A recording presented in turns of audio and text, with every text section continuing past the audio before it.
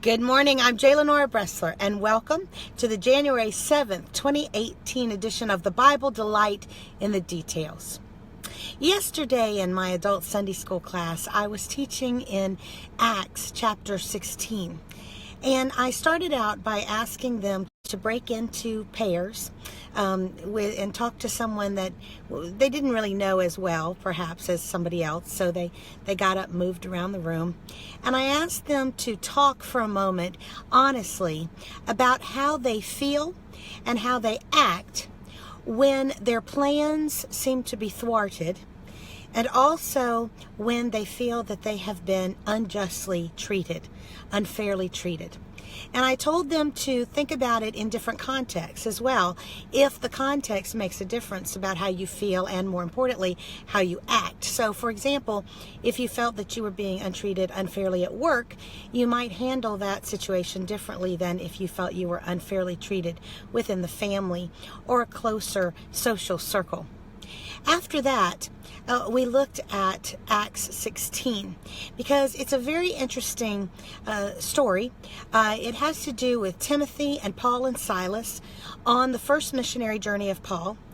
And there are two occasions, really back to back, where these two issues that are going to come up in any year, in any new year of any person's life, and that is, how do you deal with your plans that you've made, your resolutions perhaps, but your ideas of moving forward when they seem to be thwarted? And then also there is bound to come up times when you feel you're being treated unfairly. And Acts 16 is a great story about those two things happening to this trio of banded brothers, of missionaries for the gospel. The first part that I'm going to deal with today is at the beginning of Acts 16. We are told that Paul and Silas and Timothy are trying to do the Lord's will. They're trying to follow Jesus's command of the Great Commission to go out into all the world, preaching and making disciples. And yet we are specifically told that where they were going, which was in Asia, we're specifically told that the Holy Spirit barred them from going.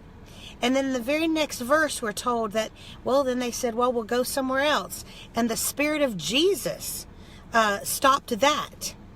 And then we see that Paul has a vision at night where somebody who was clearly identified in his mind as being a Macedonian asked that they come to Macedonia to preach the gospel. And so Paul took that as the Holy Spirit revealing that they should go west instead of to the east. Now, in retrospect, we understand the significance of that decision. Had Paul and Silas and Timothy stayed with their original plan, Christianity might have taken only an Eastern bent, because you see, going to Macedonia meant going to the north of Greece, which meant that they were going into Europe. And we know that the Christian religion was very greatly enhanced to become worldwide by the Western expansion of the gospel into Europe, and then ultimately through the Western Roman Empire. So this was really a watershed moment.